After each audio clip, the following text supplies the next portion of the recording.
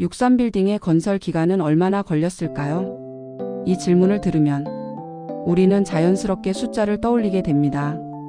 몇 년 몇 개월. 규모가 큰 건물이니 오랜 시간이 필요했을 것이라 생각합니다. 하지만 이 질문은 단순히 기간을 묻기 위한 것은 아닙니다. 63빌딩은 얼마나 빠르게 완성되었는가 보다 얼마나 오랫동안 기다려야 했는가에 대한 이야기입니다. 공사가 시작되던 날 이곳에는 빌딩이 아니라 아직 아무것도 아닌 땅이 있었습니다. 강은 그 자리를 지나 흐르고 있었고 사람들은 이곳이 언젠가 서울의 하늘을 바꾸게 될 것이라고는 쉽게 상상하지 못했습니다. 그 다음 날에도 그 다음 달에도 눈에 띄는 변화는 많지 않았습니다. 위로 쌓여 올라간 것은 콘크리트보다 시간이었습니다. 하루가 지나고 또 하루가 더해지고 그렇게 시간이 쌓여갔습니다. 누군가는 이 자리에서 같은 일을 묵묵히 반복했고 또 누군가는 완성된 모습을 보지 못한 채 현장을 떠났습니다. 이 다큐멘터리는 이제 이렇게 질문합니다. 한 건물을 세우는데 필요한 것은 강철과 콘크리트일까요? 아니면 1928일이라는 시간일까요? 63빌딩의 건설 기간은 얼마나 걸렸을까요? 이 질문에 답해가는 과정에서 우리는 이 건물이 무엇으로 만들어졌는지를 조용히 바라보게 됩니다. 63빌딩은 1985년 완공 당시 아시아에서 가장 높은 빌딩이었습니다. 그러나 이 건물이 주목받았던 이유는 높이 때문만은 아니었습니다. 63빌딩은 완공 이후 여러 이야기와 기록을 통해 하나의 상징으로 자리 잡게 됩니다. 먼저 이름에 담긴 이야기입니다. 63빌딩의 실제 지상 층수는 60층입니다. 그러나 지하 3층을 포함한 숫자이거나 당시 일본의 선샤인 60빌딩보다 더 높아 보이기를 바랐던 의도가 더해져 63빌딩이라는 이름이 붙었다는 해석이 전해집니다. 완공 당시 이 건물은 동양 최고층 빌딩으로 소개되었습니다. 외관 역시 인상적이었습니다. 건물 외벽에는 약 1만 3천 장이 넘는 황금색 이중 반사 유리가 사용되었습니다. 이 유리는 태양의 각도와 시간에 따라 건물의 색을 다르게 보이게 했고 63빌딩은 그렇게 서울의 풍경 속에서 늘 다른 얼굴을 보여주게 됩니다. 63빌딩은 대한민국의 급격한 경제 성장을 상징하는 한강의 기적을 떠올리게 하는 건축물이기도 합니다. 일제강점기와 전쟁을 지나 짧은 시간 안에 이룬 산업화의 결과가 한강변의 하나의 형태로 남게 된 것입니다. 그 존재만으로도 많은 이들에게 자부심의 대상이 되었습니다. 건물 내부에도 당시로서는 이례적인 기술이 적용되었습니다. 완공 당시 도입된 초고속 엘리베이터는 큰 화제를 모았고 전망대를 찾는 방문객들에게 특별한 경험을 선사했습니다. 흥미롭게도 63빌딩은 처음부터 이 높이를 계획한 건물은 아니었습니다. 초기 설계안은 20층 규모의 건물이었지만 계획은 여러 차례 수정되었고 최종적으로 63층 높이로 완공되었습니다. 시간이 흐르며 이 건물은 또 다른 방식으로 사람들과 만나게 됩니다. 매년 열리는 63빌딩 계단 오르기 대회가 그것입니다. 1251개의 계단을 오르는 이 대회는 건물을 보는 대상이 아니라 도전하는 공간으로 바꾸어 놓았습니다. 한때 이 건물은 신동아 그룹의 대한생명 사옥으로 사용되었습니다. 그러나 IMF 외환위기를 거치며 소유권은 하나그룹으로 넘어가게 됩니다. 시대의 변화는 건물의 주인도 바꾸어 놓았습니다. 63빌딩은 설계 단계에서부터 건물의 수명을 약 120년으로 설정하고 계획되었습니다. 단기간의 성과가 아닌 오랜 시간을 견디는 구조를 처음부터 염두에 둔 것입니다. 이러한 이야기들은 63빌딩이 단순한 고층 건물을 넘어 대한민국 근현대사의 한 장면을 담아낸 공간임을 보여줍니다. 높이로 기억되는 건물은 많지만 시간으로 이야기되는 건물은 그리 많지 않습니다. 63빌딩의 건설 과정에서 정확히 몇 명의 사망자가 발생했는지는 현재 확인 가능한 공식 기록으로는 명확히 드러나 있지 않습니다. 당시의 자료에는 사망자 수를 구체적으로 밝힌 통계가 남아 있지 않으며 관련 기록을 찾는 일도 쉽지 않습니다. 그러나 1980년대라는 시대적 배경을 고려할 때 고층 빌딩 건설 현장이 얼마나 위험한 작업 환경이었는지는 짐작할 수 있습니다.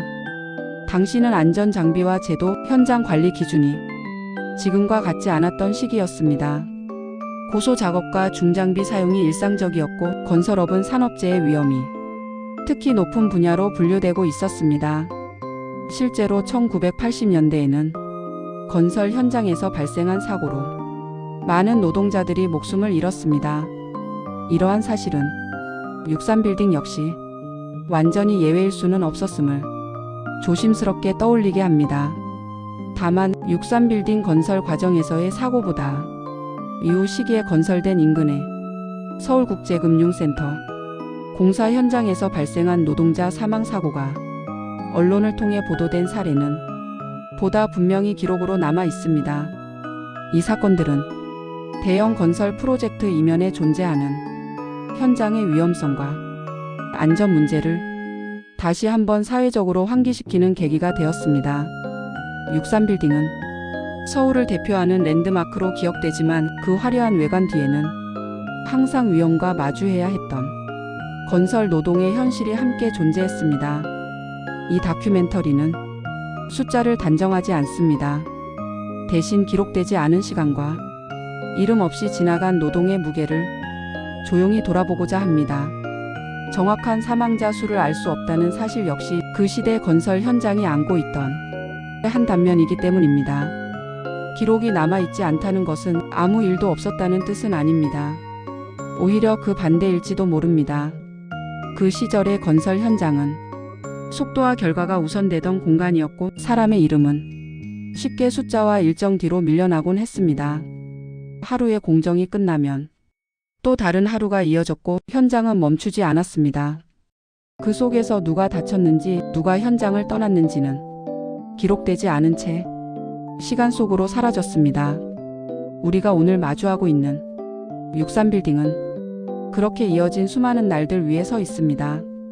이 건물은 단지 철과 유리로만 이루어진 구조물이 아니라 당시의 노동과 위험 그리고 이름 없이 반복된 하루들이 겹겹이 쌓여 만들어진 결과이기도 합니다. 어떤 건물은 높이로 기억되고 어떤 건물은 기술로 설명됩니다. 그러나 어떤 건물은 그 아래에서 버텨낸 시간으로 이야기되어야 할지도 모릅니다. 이 다큐멘터리는 눈에 보이는 기록뿐 아니라 남겨지지 않은 시간까지 함께 바라보고자 합니다. 완성된 건물 너머에 있었던 보이지 않는 과정들 그리고 그 과정을 견뎌낸 사람들까지 그것이 63빌딩이라는 이름 아래 우리가 다시 묻고자 하는 이유입니다. 우리는 종종 건물을 이야기할 때 높이와 규모 기록을 먼저 떠올립니다. 몇 층인지 언제 완공되었는지 어떤 의미를 지니는지 말입니다. 그러나 한 건물이 그 자리에 서기까지의 시간은 숫자만으로는 설명되지 않습니다. 63빌딩은 서울의 하늘을 바꾼 건물이었고 한 시대의 도약을 상징하는 구조물이었습니다. 그러나 동시에 그 변화의 속도를 감당해야 했던 수많은 하루들의 결과이기도 했습니다. 기록으로 남은 것은 완공의 순간과 성취의 이름들이었지만 기록되지 않은 시간 속에는 같은 동작을 반복하던 손길과 위험을 일상처럼 견뎌야 했던 몸들이 있었습니다. 누군가는 이 건물이 완성되는 날을 보았고 누군가는 그 이전의 현장을 떠났습니다. 이름이 남은 사람도 있었고 끝내 불리지 않은 이름도 있었습니다. 우리가 오늘 바라보는 63빌딩은 단지 유리와 철로 이루어진 하나의 구조물이 아니라 그 모든 시간이 멈춘 자리이기도 합니다. 도시는 계속해서 새로운 건물을 세우고 더 빠르고 더 높은 구조를 요구합니다. 그러나 그 속도가 누군가의 시간을 너무 쉽게 지나쳐온 것은 아니었는지 우리는 잠시 멈춰 생각해 볼 필요가 있습니다. 이 다큐멘터리는 무엇을 단정하려 하지 않습니다. 다만 묻고자 합니다. 우리가 기억해야 할 것은 완성된 결과일까요? 아니면 그 결과에 이르기까지 조용히 쌓여온 시간일까요? 한 건물의 역사는 그 건물이 완성된 날에 끝나지 않습니다. 어떻게 기억되는가에 따라 그 이야기는 지금도 계속 쓰이고 있습니다. 63빌딩 역시 그렇게 우리 곁에 서 있습니다. 높이로 기억되기보다는 시간으로 다시 바라보기를 기다리며 조금 옛날 이야기였습니다. 감사합니다.